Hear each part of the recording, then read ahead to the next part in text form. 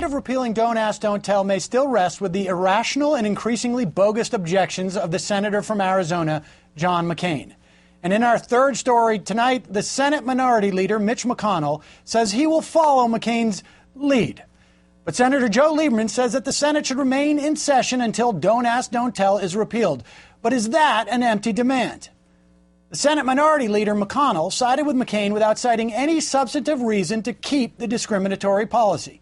Senator McConnell also threw in the favorite GOP excuse. We're running out of time.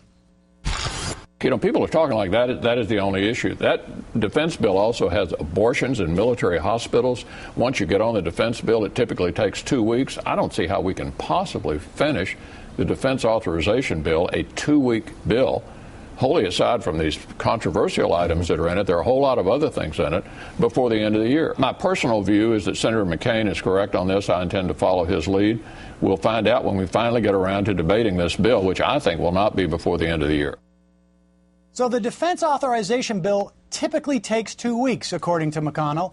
And even that is a revision from September, when McConnell claimed that the defense authorization bill requires 4 or 5 weeks to debate. But neither claim is true. A senior Democratic aide did some research, according to Brian Butler of Talking Points Memo, and found that in the past 20 years, the defense authorization bill has taken longer than 7 days only 4 times. On 9 different occasions, it took 5 days or less. 1 year during President Bill Clinton's term, it took 1 day. Meantime, Senator Joe Lieberman has endorsed the idea of the Washington Post's Jonathan Capehart. Quoting Lieberman's tweet, "Keep Senate in session until Don't Ask, Don't Tell repealed. If not now, when?" But if Don't Ask, Don't Tell is placed last on the Senate agenda, there will be nothing to effectively force Republican senators to stay in town rather than just go home. And now Defense Secretary Robert Gates has expressed concern about whether Don't Ask, Don't Tell will be repealed in this Congress. Speaking in a town hall type meeting aboard the USS Abraham Lincoln, he said, quote, "I'd have to say I'm not particularly optimistic that they're going to get this done. I would hope that they would. My greatest fear is that we will be told that this law will be overturned by a court and we will have to implement it without any time for preparation." As for Senator McCain's most recent objections, Senate Majority Leader Harry Reid has expressed his deep frustration. Quote, "And his latest trick, he said yesterday that he opposed repealing Don't Ask, Don't Tell because of the economy. I repeat, the senior senator from Arizona said he couldn't support repealing Don't Ask, Don't Tell because of the economy.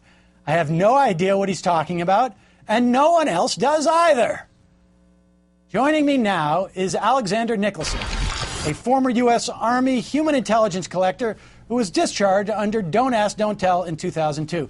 He is now the executive director of Service Members United and the plaintiff in the Log Cabin Republicans lawsuit against Don't Ask, Don't Tell. Thanks for your time tonight. Of course. Is it disheartening, if unsurprising, that the Senate Minority Leader would line up behind Senator McCain? It really is, if for nothing else than simply because Senator McCain really is representing the far fringe of his party on this issue. I mean, 80% of the American public wants to get rid of Don't Ask, Don't Tell. You can't even get 80% of the American public to agree that the sky is blue.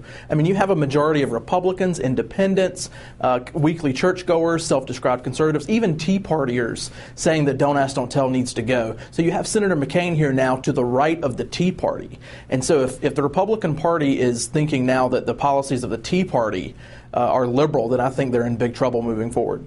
So McCain is basically just lending himself as some type of cover for this whole thing, isn't he?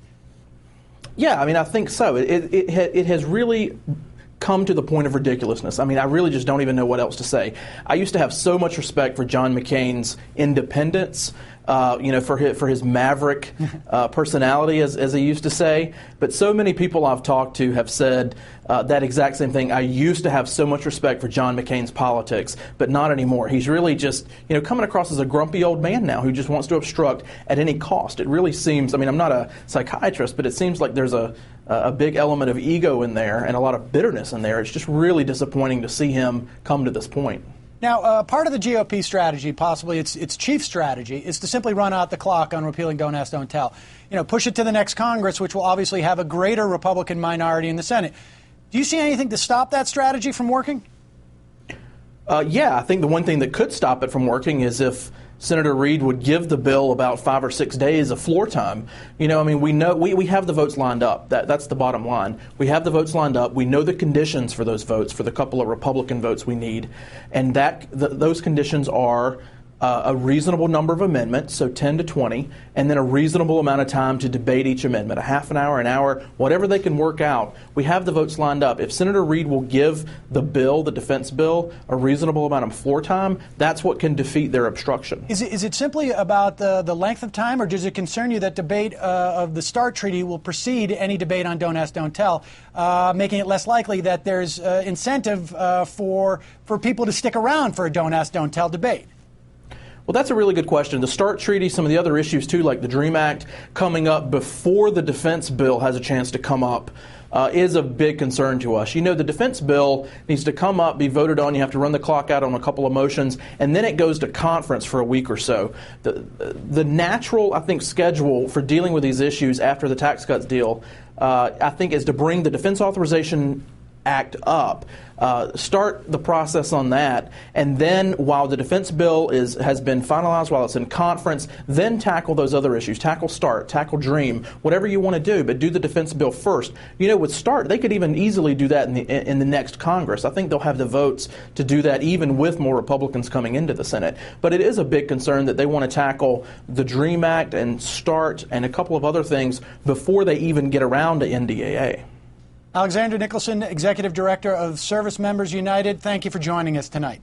You're very welcome. Thanks to be here. Coming up, a batch of documents set to hit the web if someone arrests or kills WikiLeaks founder Julian Assange. A look at what company and scandal he's threatened to expose. And who would want a job that pays in a year what you can make in just one episode of Walking Around in the Woods? Turns out, no one.